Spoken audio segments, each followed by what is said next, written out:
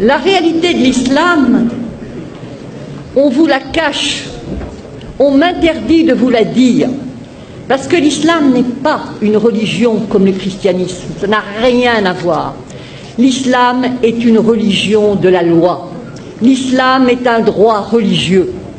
Et donc, ce droit religieux prend l'homme depuis le berceau jusqu'à la tombe et dans tous les aspects de sa vie. Que ce soit pour aller aux toilettes, comment faire pour aller aux toilettes, comment faire pour conclure un contrat, comment faire pour faire la prière. Et ça, le chrétien ne peut pas le comprendre. C'est ça la loi islamique. Le chrétien, quand il fait la prière, il est là dans son lit. « Oh Seigneur, faites que je réussisse mon examen. Au nom du Père. » Ah, peut-être il fait signe de la croix, mais quand il fait froid, il a les mains en dessous de la couverture. Mais pas pour le musulman. Le musulman doit se lever, le musulman doit se laver, le musulman doit prendre un tapis de prière. Le musulman ne fait pas la prière n'importe comment, n'importe quand, n'importe où. Et c'est ça la différence. Il ne jeûne pas quand ça lui plaît, il ne fait pas le pèlerinage à la Mecque quand ça lui sied. Non, non, non. Tout comportement obéit à une règle, et toute règle est une règle de comportement. Et donc, ce qui se passe, c'est que les musulmans sont super piégés, super coincés, où ils disent la vérité, à savoir que la loi islamique, ce n'est pas seulement les ibadat, c'est-à-dire l'adoration, tout ce qui touche arkan ad-din, les piliers de la religion, mais c'est aussi les mu'amalat, comment traiter dans le public, horizontalement. Alors ils choisissent de mentir pour ne pas être en quelque sorte jetés dehors. Ils choisissent de mentir qu'il y a un droit pénal, c'est-à-dire que, en fin de compte, la femme adultère est punie de 100 coups de fouet dans le Coran et que nulle indulgence ne vous prenne en leur faveur. Dit bien le Coran, le Coran. Et le prophète, sallallahu alayhi wa sallam, le prophète a demandé que la femme adultère soit lapidée. Une femme qui avait péché est venue voir le prophète. Elle a dit « j'ai péché ».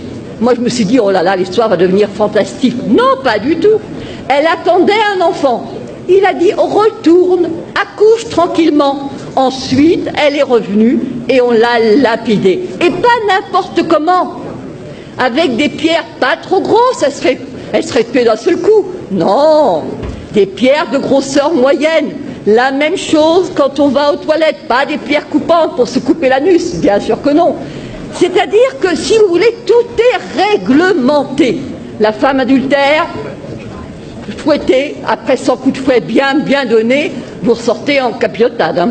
L'apostasie est punie de mort. La consommation d'alcool de 80 coups de fouet. Le vol, la main coupée. Et dans le fiqh, c'est même la main coupée, le pied inverse, c'est ce qu'on appelle l'amputation croisée. Alors les musulmans, parce que ça fait partie de leurs droits religieux, choisissent de dire non, non, non, non, non, non, nous sommes comme les chrétiens. C'est pareil, les fils d'Abraham, patati, patata. Alors on les acclame. Je leur dis liberté. Oui, oui, oui, oui, liberté. Je leur pose la question. Est-ce que le musulman est-ce que la musulmane peut épouser un non-musulman? Est-ce que le musulman peut se convertir à une autre religion? Est-ce que le musulman peut être athée? Est-ce que le musulman peut être homosexuel? Est-ce que le musulman peut même être célibataire? Car le célibataire est de la pire espèce. Et oui, est-ce que pas de monachisme en islam? Alors je vous dis pas les curés, les moines, enfin les curés on ne sait pas, mais les moines en tout cas, ils passeraient un mauvais quart d'heure. Et la religion catholique, c'est l'horreur, l'abomination. Ils disent trois. C'est considéré comme un trithéisme. Donc, ils seraient zigouillés. Et quant à la messe, alors là, la messe, le pain est transformé en corps du Christ, mais c'est de l'anthropophagie pour eux. Et boire du vin.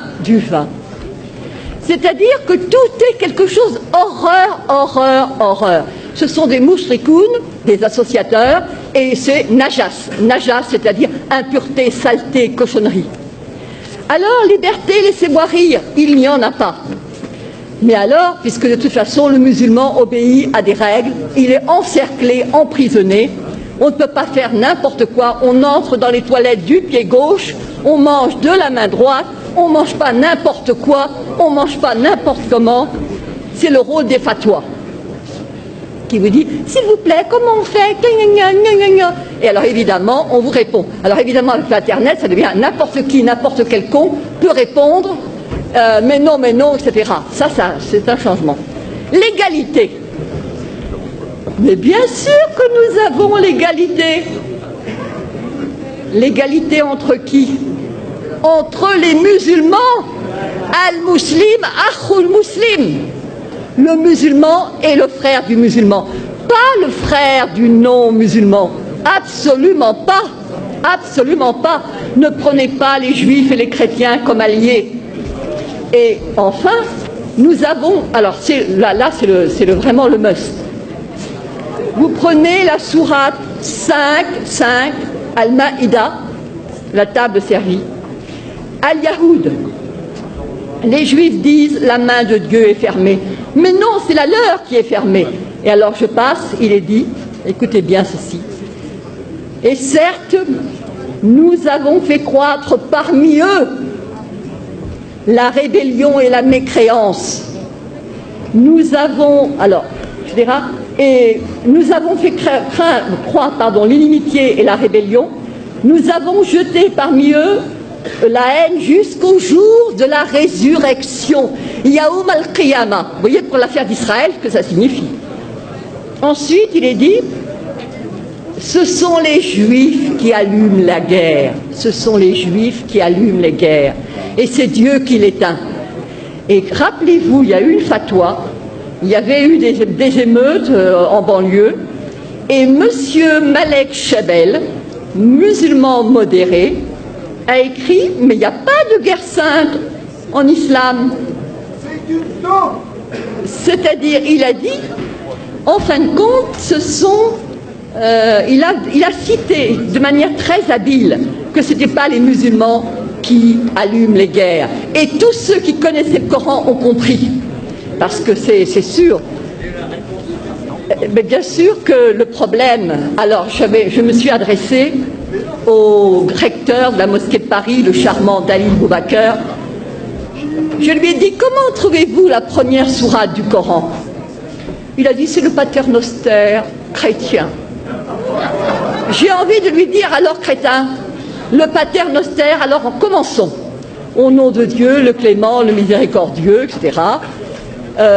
C'est toi que nous adorons. Iyyaka na'budu wa iyyaka nasta'in. Ihdina sirat al-mustaqim. Donc guide-nous dans la voie droite. Et alors là commence le suspense. La voie de ceux à qui tu as accordé tes faveurs. Sirat al-ladin, voilà, an'amta alayhim. Donc c'est la voie de ceux pour lesquels tu as été généreux. Sirat, alors, Ghayr mardoubi alayhim, la voie de ceux contre qui tu n'es pas en colère. Walad dallin, et ceux qui ne sont pas égarés. Alors moi j'avais apporté un commentaire. Pardon. Vous voulez... Non. Donc j'avais apporté un commentaire et j'ai dit devant tout le monde, évidemment, là vous ne comprenez rien, mais il y a le commentaire qui explique et que tous les musulmans pieux connaissent. Alors je regarde. Quels sont ceux à qui Dieu a accordé ses faveurs? Alors je vois al-muslimoun ou al-anbiya, donc les musulmans, les prophètes. Quels sont ceux contre qui Dieu est en colère? J'ouvre le tafsir, le commentaire, et je vois al-Yahoud, les Juifs. Et ceux qui sont égarés, je regarde et je vois al-Nasara, les chrétiens, les Nazaréens.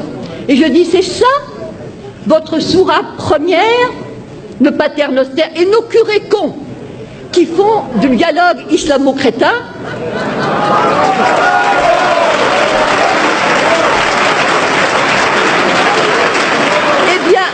Ils croient il se focalise sur la sourate Maryam. Voilà Marie qui a eu un enfant sans être mariée. Effectivement, Walam Akun Bariya, je ne suis pas une prostituée, patati patata. Alors ça plaît aux chrétiens. D'autant plus qu'on leur sert, les chrétiens sont comme des moines, ils ne s'enflent pas d'orgueil. Lorsque tu leur parles de la sourate Marie, leurs yeux s'emplissent de larmes. Je te dis, magnifique. Et contre qui ils sont?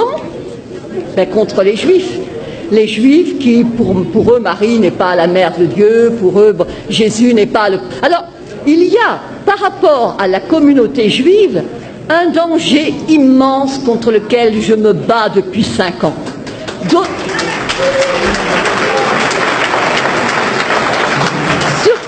Surtout à cause du problème d'Israël. Les gens qui combattent contre les Israéliens ne sont pas des gens du XXIe siècle. Ce sont des gens qui se rappellent qu'il a été dit qu'au jour du jugement dernier, les Juifs se cacheront derrière une pierre, derrière un arbre, que la pierre elle-même et l'arbre diront, il y a un Juif derrière, tue-le. Alors comment laisser ces non-assistance à peuple en danger? Oui, bien sûr. Donc je dirais, l'islam n'est pas ce qu'on vous enseigne, l'islam n'est pas ce qu'on vous dit. L'islam est dangereux parce qu'il n'y a pas d'égalité, pas de liberté, pas de fraternité, pas de possibilité de s'en sortir.